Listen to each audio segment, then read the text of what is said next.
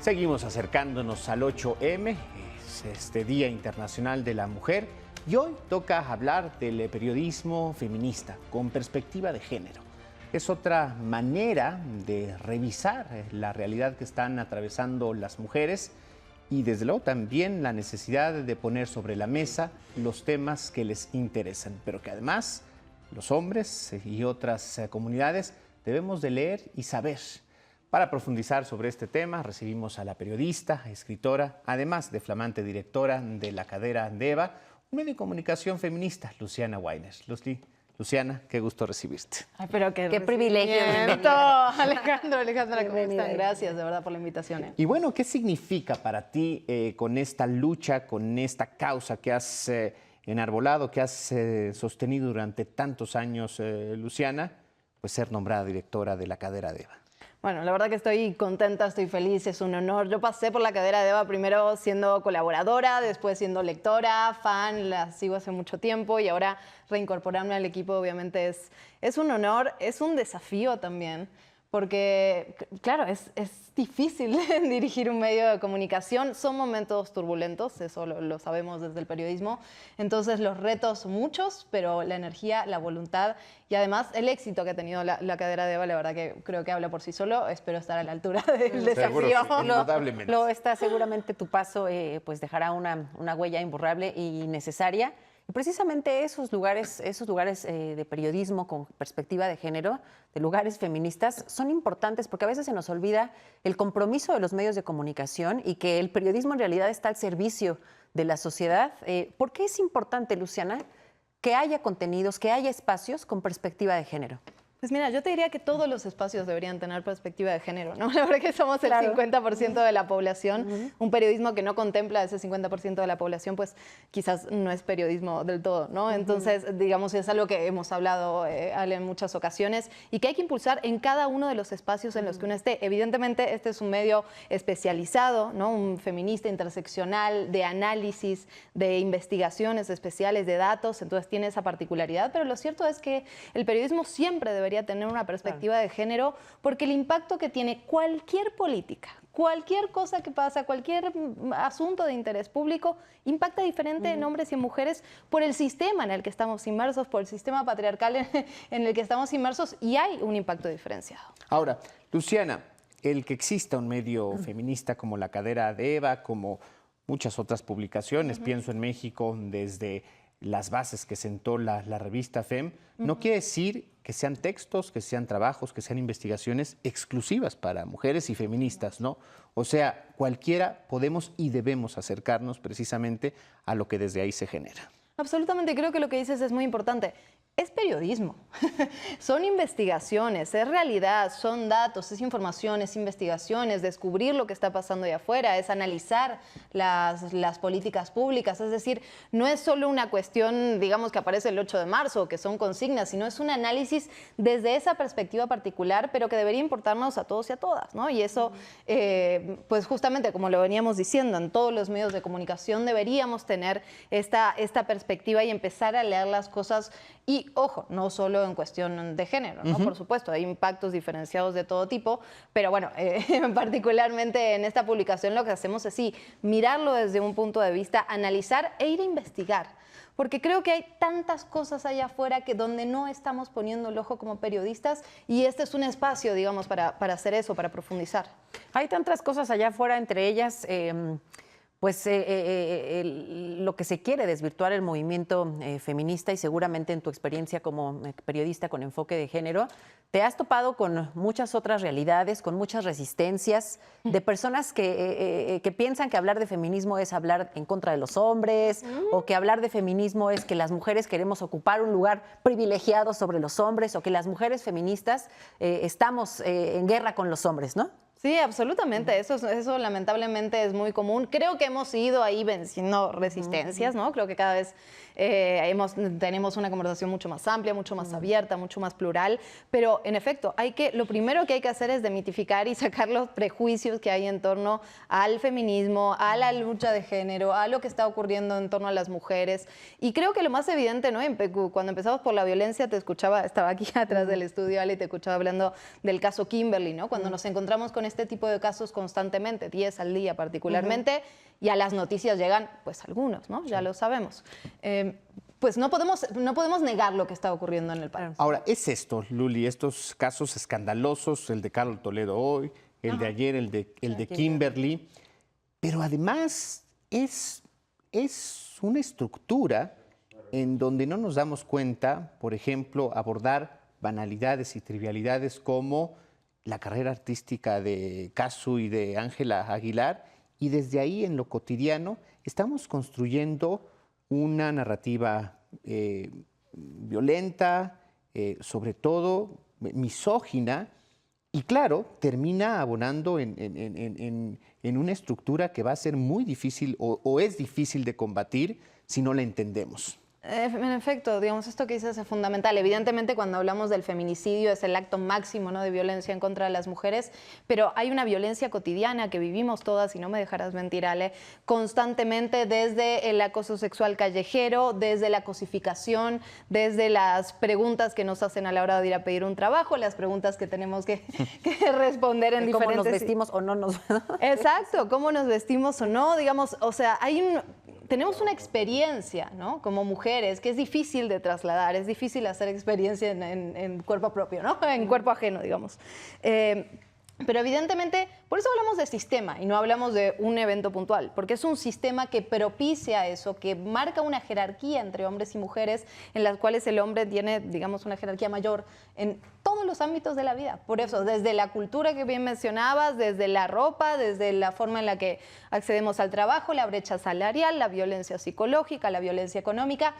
La violencia física es la más evidente y creo que es la que tenemos más claras como sociedad. Pero luego hay matices, luego hay, como se le dice, micromachismos. Yo creo que no son micromachismos, son machismos, pero que, claro, no llegan a ese punto de violencia, que esos los tenemos completamente normalizados, ¿no? E incluso, si bien tenemos un marco legal muy robusto, y eso es una realidad, pero todavía que ese marco legal se traslade a la realidad que vivimos las mujeres todos los días en la calle es muy difícil, ¿no? Hay retos todavía. Hoy justamente unas colectivas estaban planteando de retomar la despenalización absoluta del aborto aquí en la Ciudad de México, que quedó completamente frisada, se había discutido mucho y finalmente quedó pues ahí guardada, no se volvió a discutir el tema.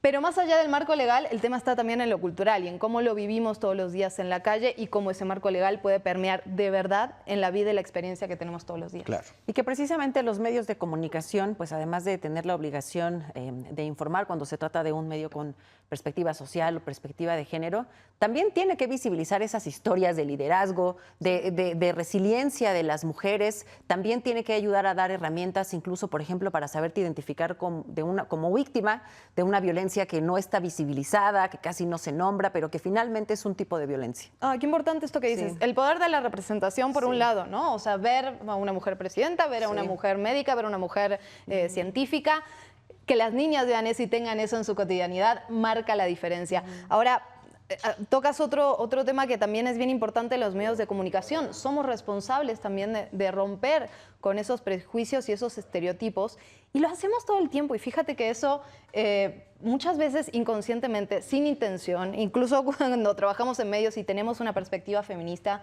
todo el tiempo es un rever cómo estamos haciendo las cosas, cómo nombramos a las cosas, que eso es importantísimo. Las palabras construyen realidad y lamentablemente tenemos frases hasta internalizadas, ¿no? Del médico y la enfermera y este tipo de cosas que reproducen estereotipos muy arraigados. Las imágenes que ponemos en pantalla, los que estamos en televisión, la forma en que escribimos los textos, el punto de vista del cual contamos la noticia. Yo siempre pongo el mismo ejemplo, ¿no? Cuando vamos a una manifestación, estamos cubriendo una manifestación, podemos decir, mujeres vandalizaron una pared, o podemos decir que las mujeres pusieron el nombre de una niña asesinada de 10 años en una pared, ¿no? Claro. Y ese punto de vista, y es la misma acción, cambia por supuesto. Ahora, ¿qué podemos, por ejemplo, Luciana, quienes hacemos otros periodismos, aprender del periodismo feminista? ¿Qué pueden quienes dirigen empresas, quienes leen un medio, quienes están al pendiente y tienen poder de decisión? ¿Qué pueden los gobiernos aprender de políticas públicas a partir de lo que se trabaja y surge desde los medios feministas? Bueno, creo que como con la especialización, ¿no?, que se tiene, creo que sí se pone el ojo en diferentes cuestiones que quizás no están en los medios tradicionales de comunicación, y eso es muy importante, ¿no? Y ojalá los gobiernos pudieran acceder a eso. Ahora, desde el resto de los periodismos, ¿no?, y en eso también me incluyo, por supuesto, creo que tenemos que ir abriendo el diálogo y empezando a identificar cosas que antes ni siquiera pensábamos, ¿no? Y pienso así, escuchándolos, el desarrollo de la inteligencia artificial y todo lo que implica el sesgo de género de un algoritmo que está aprendiendo del pasado. Aprendiendo de un pasado que no es igualitario, aprendiendo de un pasado que reproduce violencias. Entonces, si no empezamos a poner esos temas de conversación en la mesa, quizás no son todos los días, quizás no es para ocupar todo el noticiero, pero sí ponerlos en la agenda y sí empezar a pensar cada cosa que nos pasa, cada ley que pasa ahí. Decir, oigan, ¿y esto no tendrá un impacto diferenciado de género, por ejemplo? ¿Le afecta lo mismo a las mujeres que a los hombres que no haya transporte público a las 12 de la noche en cierta zona? Evidentemente no, ¿no? Entonces, a veces es un comentario, una acción, ir a investigar. A mí, por ejemplo, me impresionó muchísimo cuando este estudio que se hace que descubre que los cinturones de seguridad de los carros propiciaban que las mujeres mueran más en accidentes porque no habían sido pensados para mujeres. Para el cuerpo, para la fisiología femenina. Exacto. Habían sido aprobados únicamente con hombres. Entonces, eso hacía que las mujeres murieran más en accidentes de tráfico. Algo tan brutal que no lo habían pensado. Y que justamente es lo que este tipo de periodismo busca, que así como periodista, cuando te piensas en desarrollar un tema, que como lector te lo cuestiones y que entonces cada vez que un hecho ocurra a tu alrededor, estés en medio de una situación, pues te invites a reflexionar e invites a reflexionar a tu entorno sobre las condiciones diferenciadas en las que nos desarrollamos las diferentes personas. Absolutamente, que ponga luz en las cosas que no la tienen, ¿no? Que es un poco la guía del periodismo. Y creo que en el tema de género es muy particular, ¿no? Porque la tienen menos que menos, digamos, como que la frase surge un poco en torno a las investigaciones políticas y a develar tramas de corrupción, que también son muy importantes. Pero en el tema de género no hay luz ahí. Yo estoy convencido que este asunto es de los 365 días, no solamente del 8 de marzo, pero nos acercamos a esta efeméride y creo que es importante también darle su importancia y tomarla como una oportunidad para hablar de estos temas, insistir en ello. ¿Cómo debemos acercarnos todos desde las diferentes trincheras al 8M? Mujeres, colectivas, hombres, demás. Bueno, totalmente. Primero creo que estoy completamente de acuerdo que es una oportunidad, y justamente preguntabas antes qué hacemos los medios por ahí tradicionales, ¿no?, acompañando el periodismo feminista, y es eso, aprovechemos las coyunturas, el 8 de marzo, el 25 de noviembre, el 28 de septiembre, para hablar de estos temas y traerlos a la mesa. Ahora, rumbo al 8 de marzo, este año, digamos, el lema mundial tiene que ver con la justicia, ¿no?, que me parece que viene muy atinado a lo que estamos viviendo en nuestro país, porque evidentemente, y esto sí no es un tema exclusivo de mujeres, pero por supuesto impacta también en las mujeres, ¿no? La impunidad que se vive en el país, pues la vivimos día con día, y en las mujeres tiene un impacto particular cuando hablamos de feminicidios, violencia sexual y demás. Entonces, yo lo que diría es, los hombres el 8 de marzo acompañan, escuchan, preguntan, no felicitan. No regalan flores. No regalan flores, por favor, si se puede. Pero acompañan, ¿no? Y son los que se quedan con los hijos y las hijas si vamos a las manifestaciones, y son los que preguntan, oye, ¿por dónde le entramos? Y son los que dan el espacio, ¿no? Me parece que tenemos que hacer un ejercicio 365 días, pero aprovechando el 8 de marzo creo que es el lugar que tenemos que acompañar. Bueno, esperemos que nos estén escuchando colegas periodistas que quizá no hayan tenido la oportunidad de cubrir un evento como el 8M con esta perspectiva o con esta mirada al acercamiento a garantizar los derechos de las mujeres. ¿Qué recomendaciones tú les darías a salas de redacción, a reporteras, a reporteros?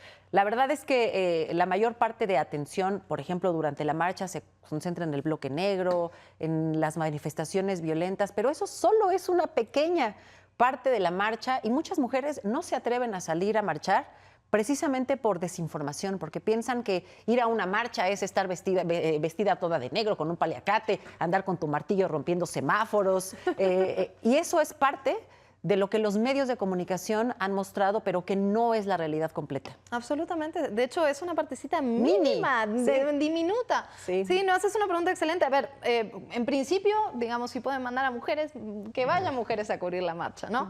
Me ha tocado y sé que en algunos casos, pues, no hay mujeres con cámaras. Porque no hay mujeres camarógrafas. Ajá, que no hay mujeres camarógrafas. Me pasó, así de que experiencia propia. Sí. Pero bueno, en los casos que se pueda, que sean mujeres las que estén cubriendo la marcha y que de verdad tengan un real interés por contar lo que está pasando. Porque esto que dices, Ale, y yo lo entiendo, ¿no? Lo cierto es que el ecosistema mediático, pues sí, muchas veces estamos buscando la nota, tenemos que tener audiencia, todo eso es una realidad que no vamos a negar. Pero un real interés por ver lo que está pasando y no por sacar la toma esa que va a generar clics, que no representa para nada lo que significa este evento. Al menos en la mayoría de los casos, eso no significa que no reportemos lo que está pasando, claro, por supuesto, ¿no? Pero normalmente hay baile, hay canto, hay infancias, hay pintas, hay body painting, hay carteles maravillosos, mujeres acompañándose, hay stands de colectivas, hay personas víctimas que van a estas movilizaciones pidiendo por sus seres queridos, pidiendo por su mamá, por su hermana, por su tía, por su abuela, en fin. Vayamos de verdad con el interés de contar lo que está pasando y no con el interés de ir ahí a mostrar un pedacito nada más que nos pueda dar 3 clics más en el ecosistema. Si pueden ser mujeres, eso sería maravilloso. Y escuchar a las manifestantes, ¿no? O sea, tienen mucho para decir y repito, hay tantos contingentes que vienen de diversos lugares que elijamos el que nos moviliza, vayamos por la marcha de un lado al otro, ¿no? Escuchando a los demás. O sea, las imágenes que vemos en pantalla pues son clarísimas, ¿no? Eso es lo que se vive normalmente. O sea, de todas las marchas a las que he visto, eso es lo que se vive. Sí, ni sales rociada con gas pimienta, ni Exacto, nada. ni golpeada. Exacto. Pero casi a muchas y nunca me ha pasado. Absolutamente, ¿no? Entonces, vayamos a cubrir de verdad lo que está pasando con interés periodístico, de preguntar en lugar de ir a asegurar lo que creemos que sabemos. Luciana, ¿qué esperas ponerle como sello a la cadera de Eva? ¿Qué impronta buscas? ¿Y qué invitación le haces a la audiencia de Unife News para que se acerquen, para que les conozcan, para que les consuman? Bueno, la verdad es que lo que esperamos de aquí en más, primero es construirlo en colectivo. Y eso para mí es importante y es importante en todos los periodismos, ¿no? Pero particularmente en la cadera de Eva tiene un espíritu muy de colectivo, entonces lo queremos hacer con las audiencias del otro lado. Y queremos enfocarnos mucho en el periodismo de investigación, queremos apostarle al periodismo de investigación, creemos que es un momento en el que hace falta estas investigaciones a profundidad, de largo aliento. El distintivo, digamos, de la cadera de Eva es que no estamos cubriendo la noticia diaria, como quizás hacemos en otros espacios, sino que nos dedicamos al análisis y a la investigación. Entonces, lo que van a escuchar son voces muy diversas, porque eso también es importante, son voces súper diversas, analizando los temas de actualidad, por supuesto.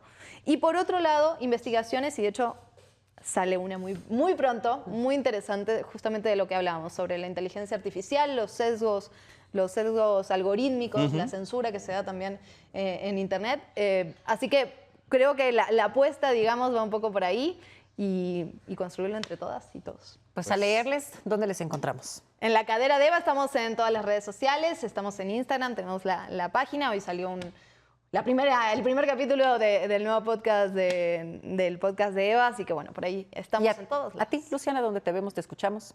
Bueno, a mí me ven en las mañanas también en ADN Noticias, de 9 a 10 en Ya Nadie Está Dormido con Javier Risco, y en las redes sociales @Luciana_Weiner. Pues muchísimas Luciana, gracias. Enhorabuena. Muchísimas gracias, enhorabuena. Y pues aquí, mucho en qué trabajar para los próximos días, los próximos meses y los próximos años. Una gran invitación. Gracias, Luciana. A ambos. Vamos a una pausa, no se vayan, es breve.